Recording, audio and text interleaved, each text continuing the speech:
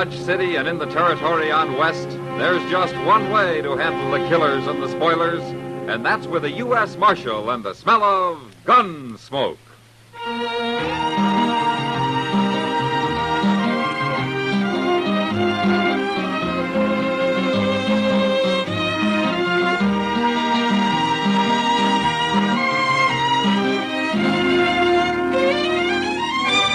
Gunsmoke, starring William Conrad, the transcribed story of the violence that moved west with young America, the story of a man who moved with it, Matt Dillon, United States Marshal.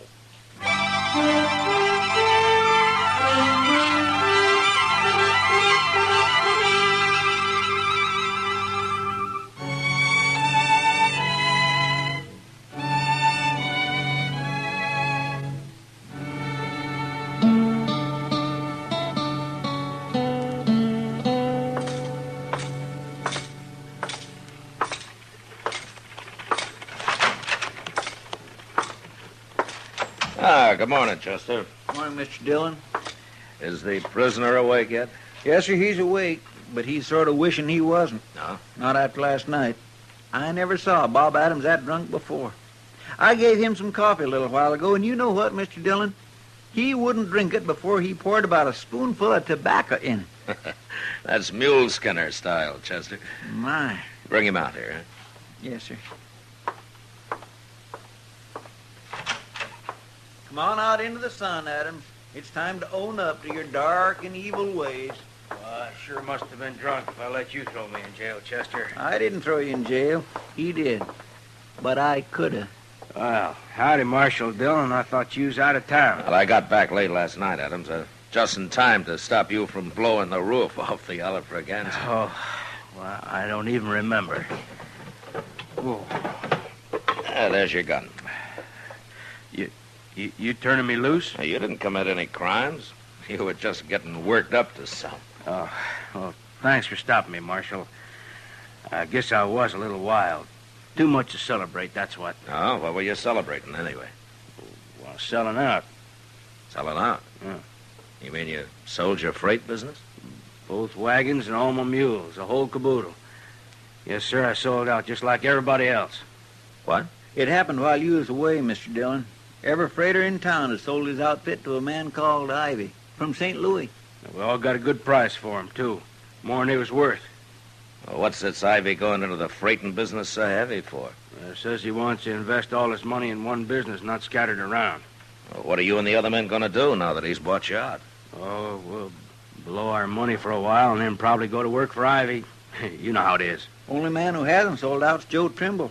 And that's just because he won't get back to town till today sometime. There's nothing wrong with Ivy, Marshal. He's as nice a fellow as you ever met. But I don't much like that man he has following him around all the time. Cam Spiegel. No, I don't like him neither. Did you say Cam Spiegel? That's right. Where are they staying? At the Dodge House? Why, Marshal, what's wrong? I don't know, Adams. But if this Ivy has Cam Spiegel with him, there's plenty wrong.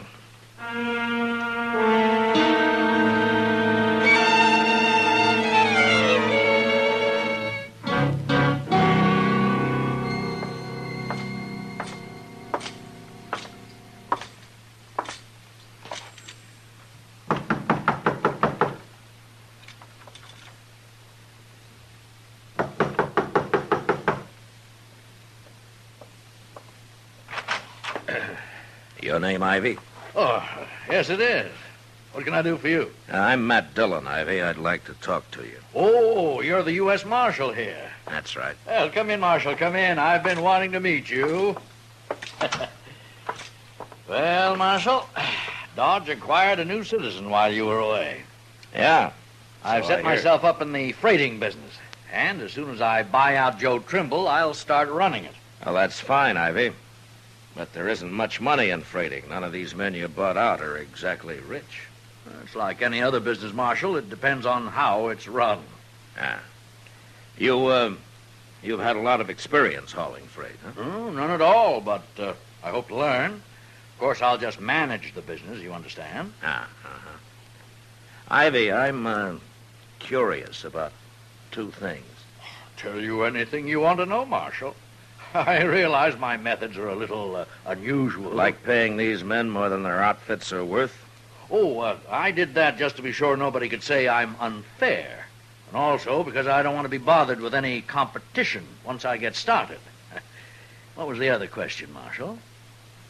Cam Spiegel. Cam. Yeah. Oh, well, he works for me. Most businessmen don't need a man like Cam around. Well, I agree, Marshal. But you see, I brought a lot of money with me from St. Louis, and I hired Cam for protection, you might say. Oh, here he is now. Cam, this is Marshal Dillon. Really is, ain't it? Oh, you know him? Me and the Marshal have known each other a long time, Ivy. Fact is, he run me out of Amarillo once. Ain't that right, Marshal? You give me the same reasons and I'll run you out of Dodge, Cam. Maybe I don't run so easy as I did then. Oh, come now, gentlemen. I'm sure there won't be any trouble. Marshal, Cam's hired as my bodyguard. And if he goes beyond that, I'll fire him. Might be too late by then, Ivy. But he can stay around. Both of you can. Till I find out what you're up to.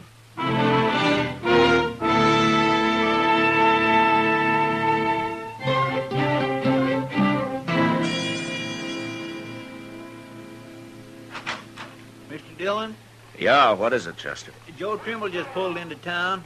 He's with his wagons outside here. He'd like to talk to you. Oh, okay.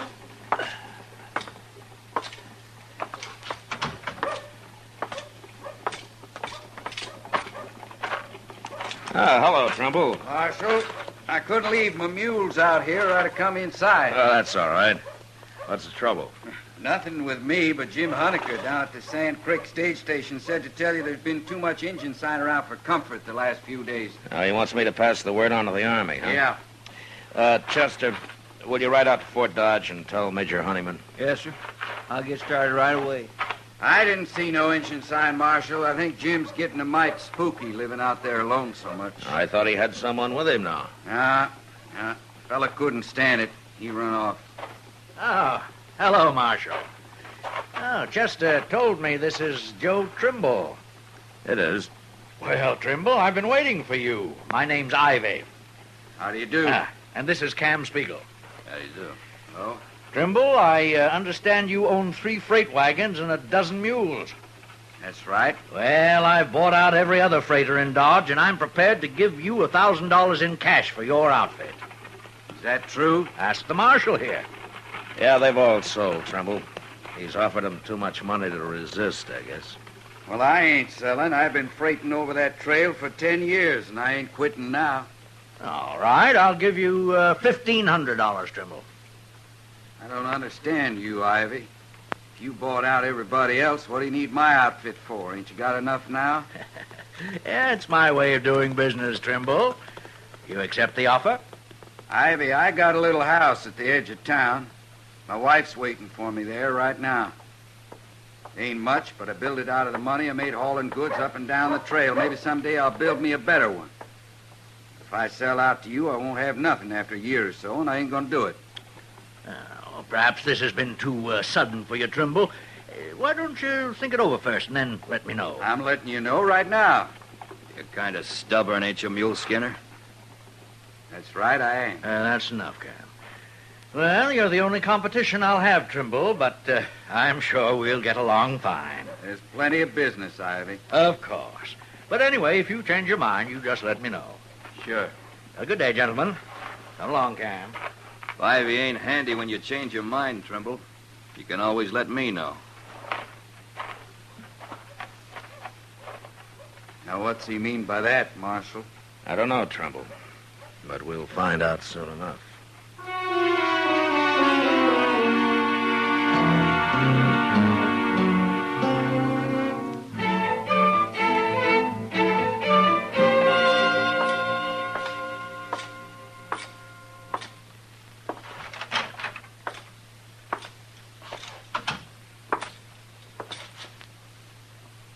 Chester, what are you doing? What is all this?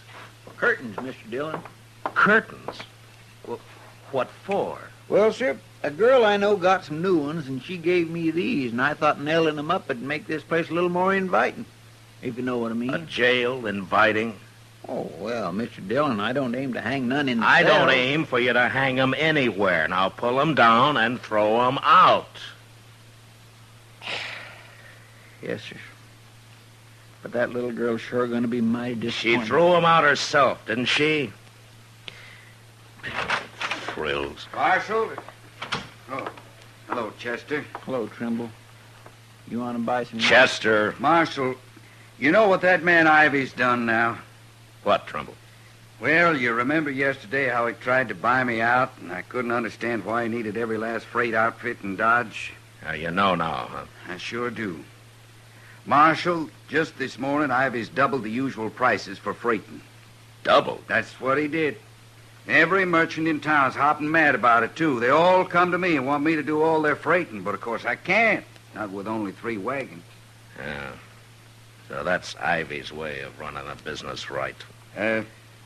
He come to see me, too. Well, what do you want?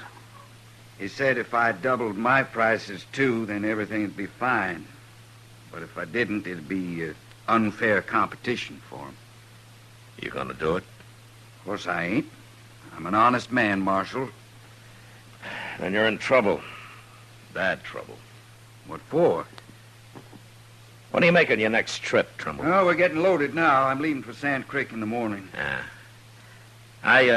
I think I'll kind of ride along with you, Trimble. But don't say anything to anybody about it, huh?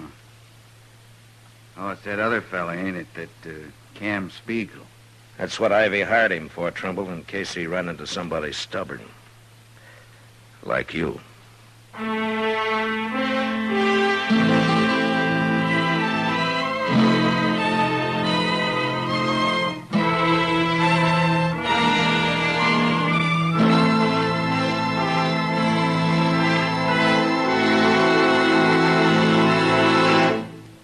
We will return for the second act of Gunsmoke in just a moment. But first, tomorrow night, CBS Radio's Gene Autry saves a father from a lifetime of regret when the parent launches a campaign to make his son prove himself a he-man. Riding an outlaw bronco is part of the curriculum that worries Gene so much. Don't miss the Western adventures and Western songs of CBS Radio's Gene Autry Show tomorrow evening on most of these stations. Now the second act of Gunsmoke.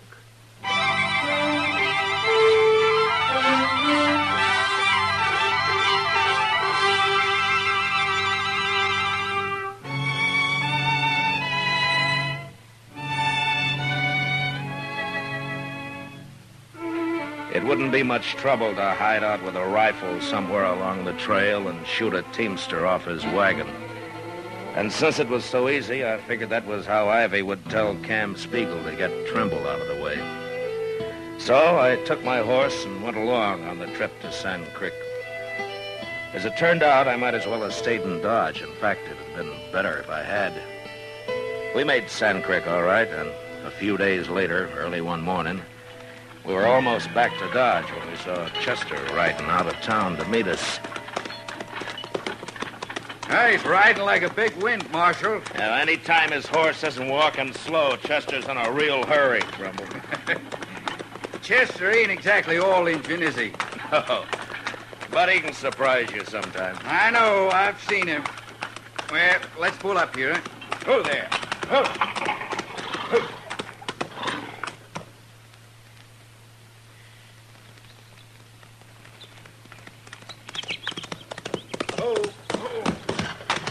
I was hoping I'd find you close by. Is there anything wrong, Chester? Yes, sir, there sure is. We had a fire in Dodge early this morning. What? Fire? Where? What burned? Trimble, I sure do hate to tell you, but it was your house. Was it bad, Chester? Plumb to the ground.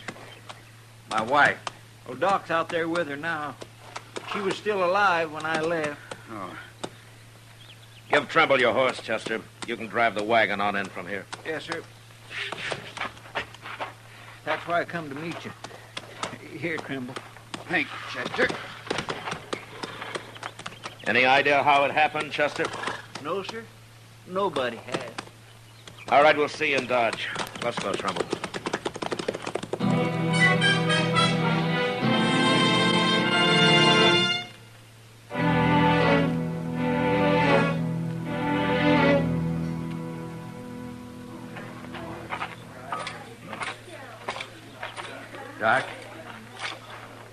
her, Doc? I just now covered her up, Trimble. She's dead. I did everything I could. Sure. Sure, of course you did, Doc. I don't know how she lived as long as she did. They weren't able to get her out soon enough, Trimble, but she was so far gone when they did. Well, she didn't suffer much. You can be sure of that. She must have been awful scared, though. Now, you leave her to me now, Trimble. I'll take care of her and let you know when you can come and get her. She was asleep when it happened, or she'd have had no trouble getting out. Yeah, she was asleep, yes. And how'd the fire get started? She couldn't have spilled nothing. Well, I don't know, Trimble. Nobody does. Doc, who saw the fire first? Oh, some cowboy, Matt. They say he rounded up a few men from out of the oasis, but there was nothing they could do. He didn't know there was anybody inside the house. Trimble, You out here, too, Ivy? I came as soon as I heard about it. In fact, I was at the Oasis when that rider reported it. The other men can tell you. Okay, what do I care? You have my deepest sympathy, Trimble. Now, if there's anything I can do... No, nothing. You can do something for me, Ivy. For you, Marshal? Yeah. Where's Cam? Why, he's right over there. Call him. Well, all right. Oh, Cam. Cam. What do you want, Ivy? Nothing, but Marshal Dillon seems to. He does, huh? Where were you when you heard about the fire, Cam? I was in bed, Marshal. Who woke you up? Nobody. I heard people shouting. I got up. Anybody see you? I don't know. Why should they? Ivy, Yes, Marshal. you still want to buy Trimble's outfit? He might sell. No. Why, of course I do. But I'll only give you $1,000, Trimble. You've waited too long. I didn't say I'd sell you nothing. What makes you think I would? Wait a minute, Trimble. Ivy, you got a good alibi. I'm sure of that. I won't even bother to check on it.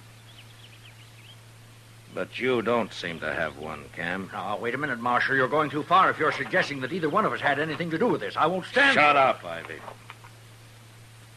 Now, how about it, Cam? You know you don't scare me none, Marshal. I can't prove you had anything to do with this, Cam. No, you can't.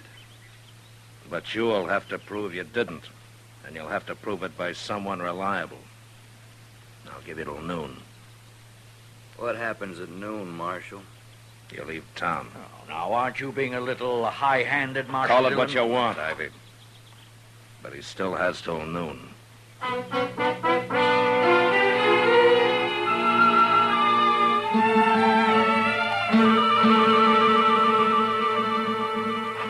Matt?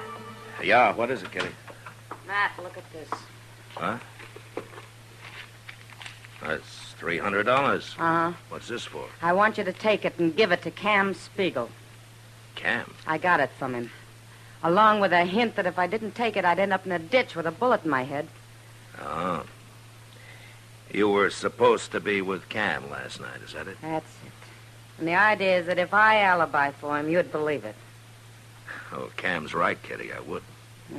It's up to you how you get the money back to him, Matt. But couldn't you stuff it into a shotgun and give it to him that way? I've often said it's a good thing you're not a man, Kitty.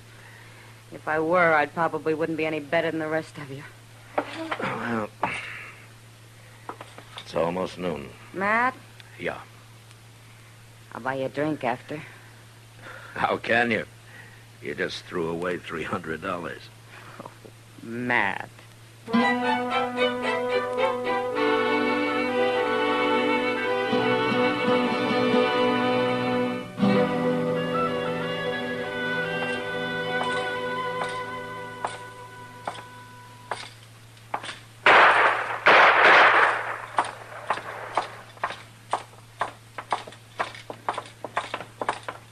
Mr. Dillon, Did you see it, Chester? right in the Longhorn there.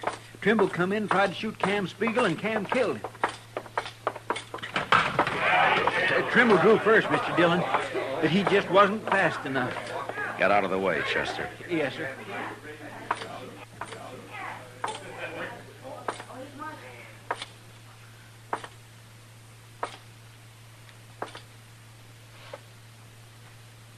Tried to kill me, Marshal. For self-defense, he drew first. Cam, I've changed my mind about your leaving town. What? You're going to jail instead. Jail?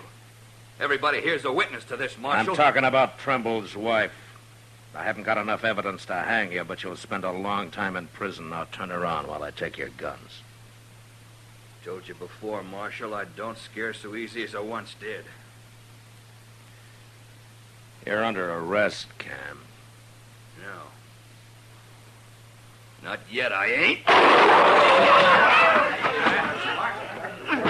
All right, quiet, everybody.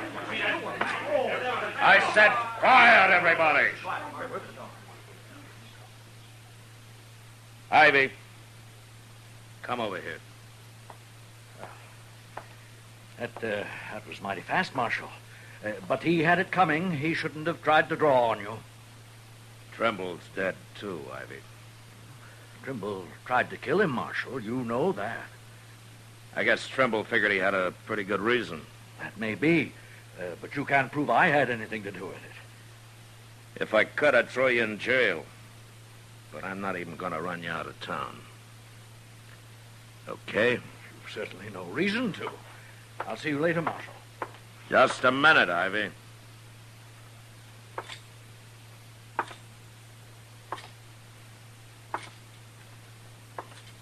Here. Here's $300 Cam gave to Kitty to alibi for him. Somehow she didn't want to do it. I don't know anything about it. Why, give it to me. Take it, Ivy.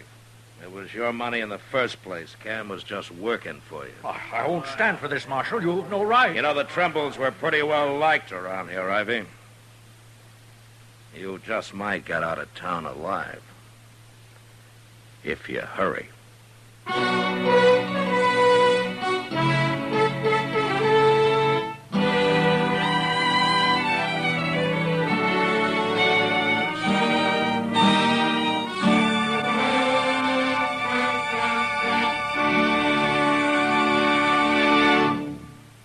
Gunsmoke, transcribed under the direction of Norman MacDonald, stars William Conrad as Matt Dillon, U.S. Marshal.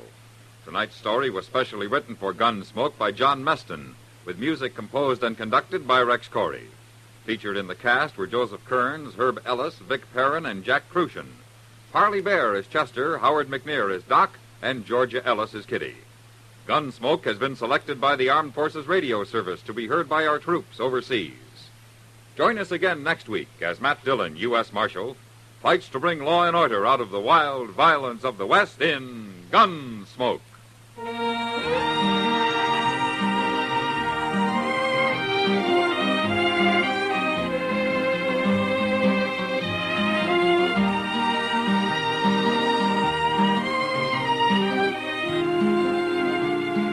Dear listener, yours truly, Johnny Dollar, puts his signature on an action-packed mystery thriller every Tuesday evening on CBS Radio over most of these same stations. Hear Hollywood star John Lund as Johnny Dollar, the man with the action-packed expense account. He's a freelance investigator. His territory takes in the four corners of the globe. This thriller's a hit show that will keep you on the edge of your chair every single second. Tuesday nights, yours truly, Johnny Dollar, is waiting just for you. George Walsh speaking. Lionel Barrymore's Radio Hall of Fame is great Sunday night drama on the CBS Radio Network.